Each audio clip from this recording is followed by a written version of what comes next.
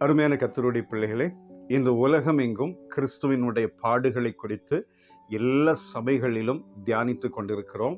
இந்த காலை நேரத்திலே 1 பேதுரு 2ஆம் அதிகாரம் 24வது வசனத்திலே, நாம் பாவங்களுக்கு செத்து நீதிக்கு பிழைத்திருக்கும்படிக்கு அவர் தாமே தமது சரீரத்திலே நம்முடைய பாவங்களை சிலுவையின் மேல் சுமந்தார், அவருடைய தழும்புகளால் குணமானீர்கள். அல்லேலூயா. அவருடைய தழும்புகளால் குணமானீர்கள். ஏசாயா 53ஆம் அதிகாரம் 5வது வசனத்திலே வாசிக்கிறோம், அவருடைய தழும்புகளால் குணமாகிறோம் என்று சொல்லி வாசிக்கிறோம். இந்த காலை நேரத்திலே இயேசு கிறிஸ்துவினுடைய பாடுகளின் மூலமாய் கிடைக்கிற ஒரு ஸ்லாக்கியத்தை நாம் நினைக்கிற போது அவருடைய தழும்புகள் நம்மை சுகமாக்குகிறது. இன்றைக்கு அநேக இடங்களிலே மருத்துவமனைகளை பார்த்தால் எல்லா இடங்களிலும் ஜனங்கள் நிரம்பி வழிகிறார்கள். பிள்ளைகளிடத்திலே பெற்றோர்கள் எதிர்பார்க்கிறது, என் பிள்ளையை எப்படி ஆகிலும் மெடிக்கல்ல கொண்டு போய் சேர்க்கணும். சிலர்கிட்ட கேட்டா, எதுக்காக மெடிக்கல்ல கொண்டு போய் சேர்க்கிறீங்க? பிரதர், இனி வரப்போற காலமெல்லாம் வியாதிகள் வேதனைகள் நிறைய இருக்கு, அதனால பிள்ளைகளுடைய எதிர்காலம் மெடிக்கலுக்குள்ள போயிட்டா அவங்க நல்லா இருக்கும், அவங்க பிழைச்சுக்குவாங்க அப்படின்னு சொல்லி பிள்ளைங்களை மெடிக்கல்ல சேர்க்கிறதுக்கு அவ்வளோ பிரயாசப்படுகிறார்கள். பாருங்கள், இந்த காலத்தில் எங்கு பார்த்தாலும் வியாதிகள் சூழ்ந்திருக்கிற போது விசுவாச பிள்ளைகளாகிய நமக்கு ஒரு அருமருந்தாக சொல்லப்படுகிற ஒரு வல்லமையான காரியம் உண்டு, அவருடைய தழும்புகள்.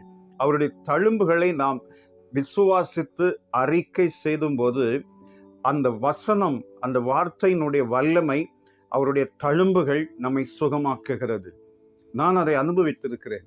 1997வது வருஷத்திலே எனக்கு அப்பண்டிக்ஸ் வந்தபோது மருத்துவமனையிலே ஆப்ரேஷன் பண்ண வேண்டும் என்று சொல்லி அட்மிட் பண்ணிவிட்டார்கள். ஆப்ரேஷனுக்கான ஏற்பாடுகளும் நடந்துவிட்டது.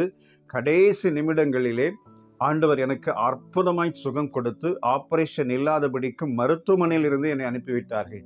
அந்த சூழ்நிலையிலே நான் சொன்ன வார்த்தை, அவருடைய தழும்புகளால் குணமானீர்கள். ஆண்டவரே, உம்முடைய தழும்புகள் என்னை சுகமாக்க வல்லமை உள்ளது. உம்முடைய தழும்புகளால் நான் சுகமாகிறேன். உம்முடைய தழும்புகளால் நான் சுகமாகிறேன். பல லட்சம் முறை நான் இந்த வார்த்தையை திரும்ப திரும்ப சொல்லிக்கொண்டே இருந்தேன். விசுவாசித்தேன், ஆண்டவரே, என் சரீரத்தின் மீது கத்தி படக்கூடாது, உம்முடைய தழும்புகள் என்னை சுகமாக்க வேண்டும். விசுவாசத்தோடு நான் காத்திருந்த போது ஆண்டவர் எனக்கு சுகம் கொடுத்தார். அருமையான சகோதரா சகோதரி, வியாதியினாலே வேதனையினாலே கண்ணீர் வடிக்கிறீர்களா? ஆண்டவர் இயேசுவின் தழும்புகள் உண்டு. விசுவாசியுங்கள். அந்த தழும்புகளை திரும்ப திரும்ப நினைத்து அறிக்கை செய்து கொண்டிருங்கள். அவருடைய தழும்புகளால் குணமாகிறோம் என்று ஏசாயா சொன்னார். பேதுரு சொன்னார், அவருடைய தழும்புகளால் குணமானீர்கள். இந்த காலை நேரத்திலே அருமையான சகோதரா சகோதரி, அவருடைய தழும்புகள் உங்களை சுகமாக்குகிறது.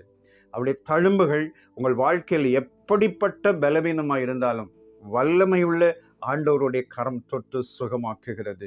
இந்த காலை நேரத்திலே கர்த்தர் உங்களை நல்ல சுகத்தோடு பலத்தோடு ஆரோக்கியத்தோடு வைப்பாராக. அவருடைய தழும்புகள் உங்களை சுகமாக்குவதாக உங்களுக்காக நான் ஜெபிக்கிறேன். அன்பு நிறைந்த பிதாவே, இந்த காலை நேரத்துக்காய் ஸ்தோத்திரம். உம்முடைய தழும்புகளை நாங்கள் விசுவாசிக்கிறோம். உம்முடைய தழும்புகள் சுகமாக்குகிறது.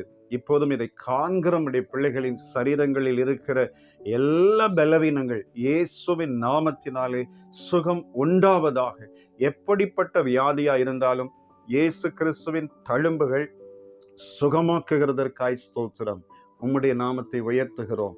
இயேசு இரட்சக நாமத்தில் கேட்கிறோம் பிதாவே. ஆமென், ஆமென். God bless you. Amen.